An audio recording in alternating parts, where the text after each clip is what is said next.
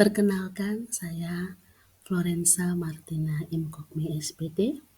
Kali ini akan menyampaikan aksi nyata yang telah saya lakukan dengan topik membuat strategi penerapan Merdeka Belajar. Adapun judul yang saya pilih pada aksi nyata saya ini adalah resimen menuju Mebel.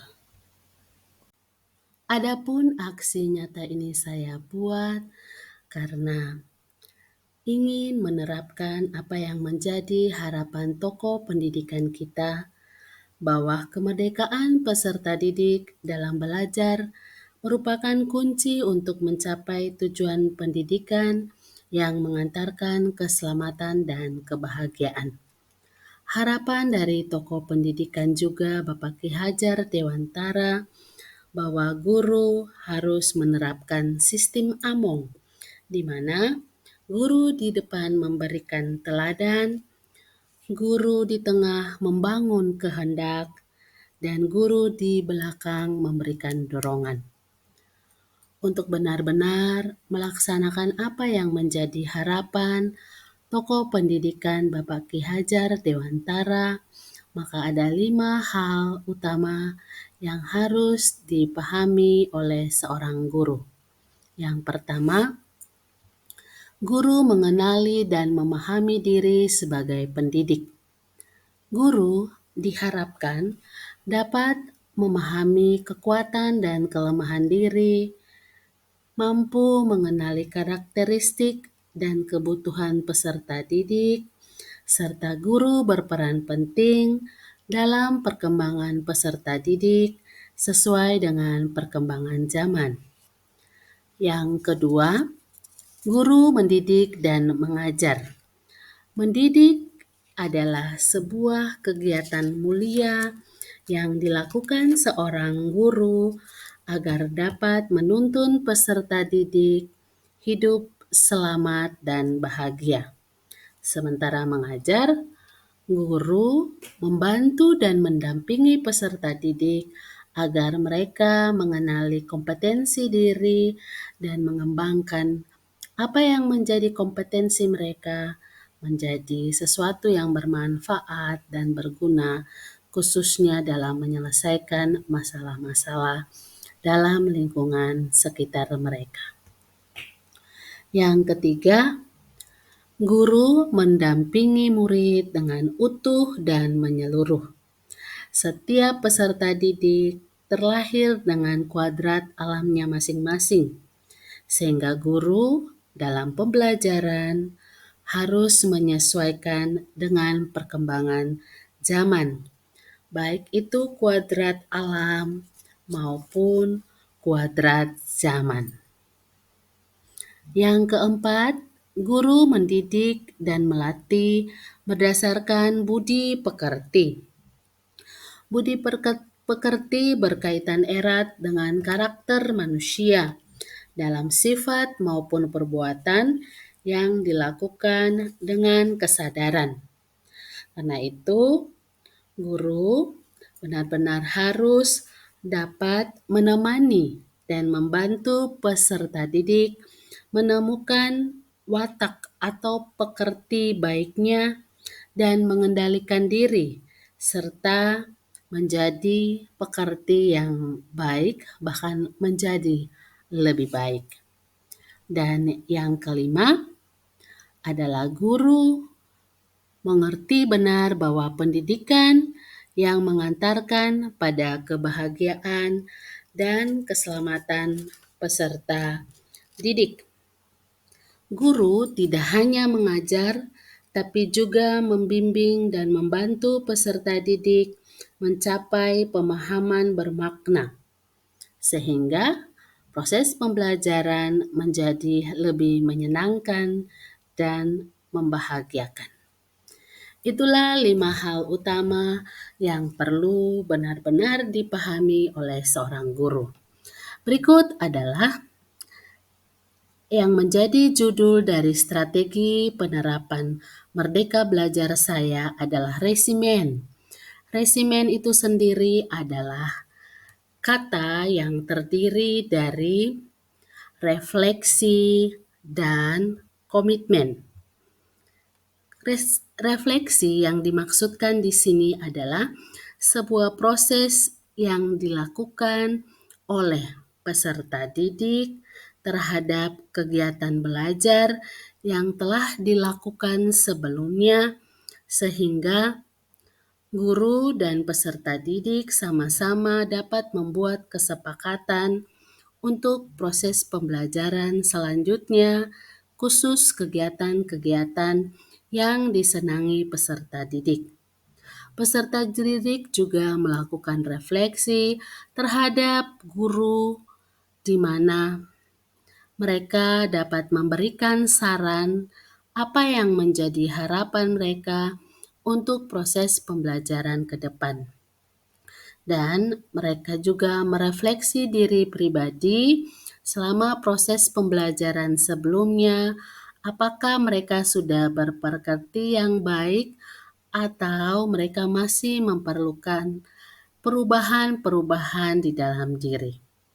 Setelah melakukan refleksi, peserta didik diminta untuk berkomitmen. Dalam hal ini, peserta didik berjanji untuk melakukan yang terbaik bagi dirinya. Sehingga apa yang menjadi harapan tokoh pendidikan, bahkan menjadi tujuan pembelajaran di saat ini, Merdeka Belajar, di mana peserta didik menjadi fokus dan pusat pembelajaran, akan benar-benar dapat diwujudkan. Aksi nyata saya buat karena ada beberapa tantangan yang saya alami sendiri. Yang pertama, kadang guru belum menyadari kekuatan dan kelemahan dirinya. Guru sebagai orang dewasa merasa apa yang telah dilakukan dalam proses pembelajaran adalah sesuatu yang baik dan benar, sehingga guru lupa untuk merefleksi diri dan untuk memberikan kesempatan kepada orang lain merefleksikan apa yang telah dilakukan guru dalam proses pembelajaran. Yang kedua, peran guru dalam pembelajaran. Kadang dalam belajar, guru melakukan proses tanpa menjadikan peserta didik sebagai pusat pembelajaran. Guru lupa memainkan perannya sebagai fasilitator, coach, dan konselor. Bahkan guru kadang tidak menerapkan bahwa guru bukan satu-satunya sumber belajar dan kelas bukan satu-satunya tempat untuk belajar. Ketiga, karakteristik dan kebutuhan belajar peserta didik. Guru yang mengajarkan peserta didik dengan jumlah kelas yang banyak kadang mengalami kesulitan untuk memahami karakteristik dan kebutuhan belajar peserta didik per orang atau individu.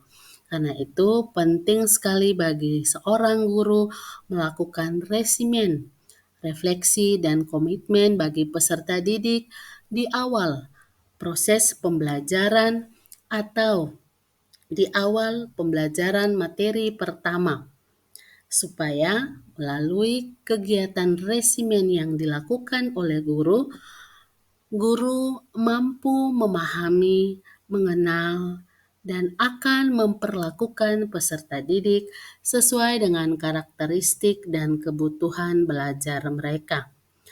Peserta didik pun melalui kegiatan resimen ini bebas memberikan saran dan pendapat mereka terhadap guru untuk kenyamanan dan untuk kebahagiaan mereka belajar di proses-proses selanjutnya.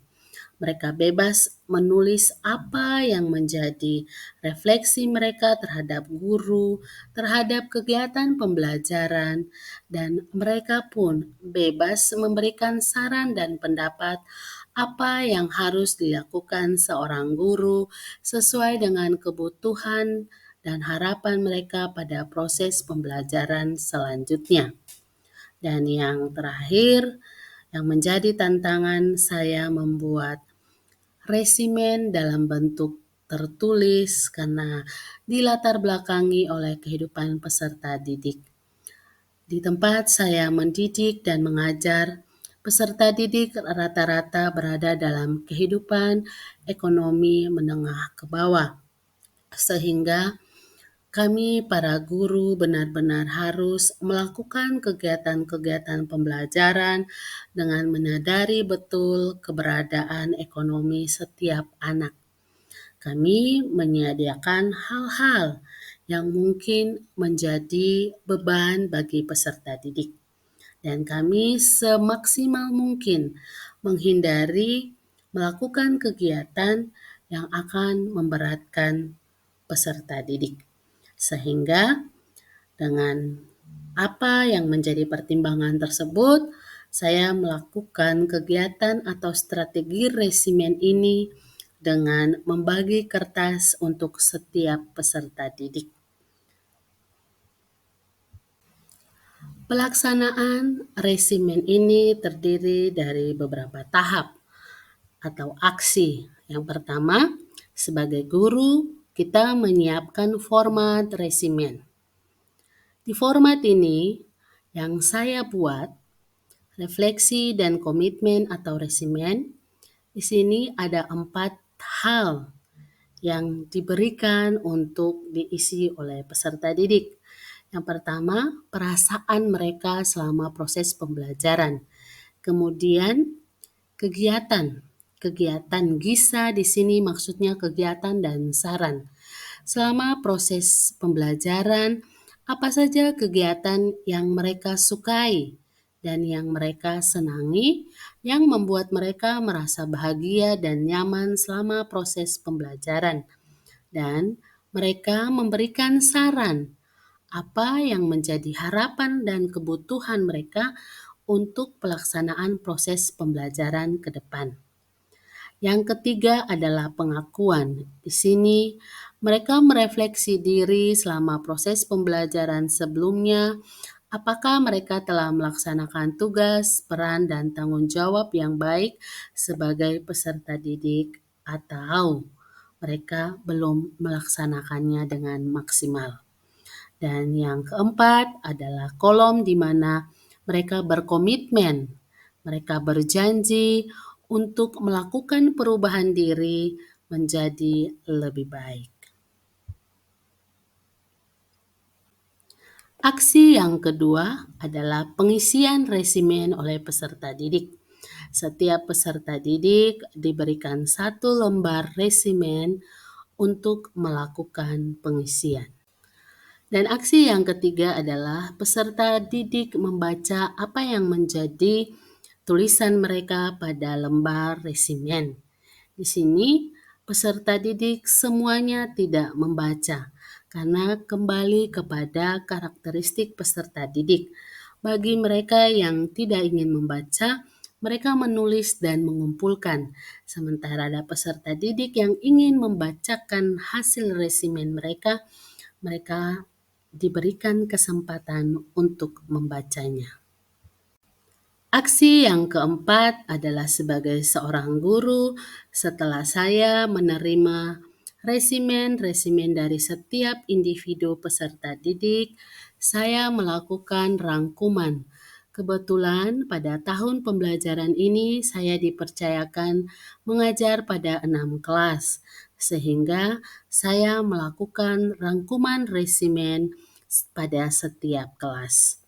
Tujuannya saya lakukan rangkuman ini supaya yang pertama menjadi catatan bagi saya untuk terus memperbaiki diri dan untuk melakukan kegiatan-kegiatan pembelajaran yang sesuai dengan harapan peserta didik sehingga mereka merasa bahagia dan senang ketika ada dalam proses pembelajaran matematika bersama saya.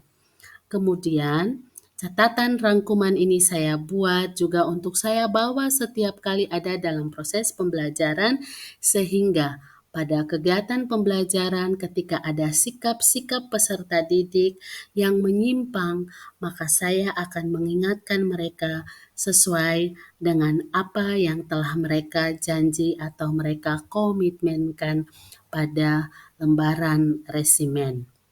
Dan aksi yang terakhir yang saya lakukan adalah saya melakukan perencanaan dan pelaksanaan pembelajaran sesuai dengan materi, dengan model pembelajaran yang inovatif, tapi dengan yang paling utama, mengutamakan kegiatan pembelajaran sesuai dengan harapan dan kebutuhan peserta didik. Saya lalu melakukan kegiatan refleksi terhadap strategi resimen yang saya lakukan kepada peserta didik. Refleksi yang pertama yaitu peserta didik merasa bahwa kegiatan resimen sangat bermanfaat sehingga baik untuk dilaksanakan. Karena menurut mereka, mereka dapat memberikan saran sesuai dengan keinginan mereka tanpa takut, dan mereka juga dapat memperbaiki diri, mengakui kekurangan-kekurangan, bahkan kesalahan-kesalahan mereka selama ini, dan melakukan janji, bahkan berkomitmen untuk menjadi lebih baik. Yang kedua, guru mengenal karakteristik dan kebutuhan peserta didik dalam belajar, sehingga dapat merancang kegiatan belajar pada LKPD sesuai harapan dan kebutuhan peserta didik.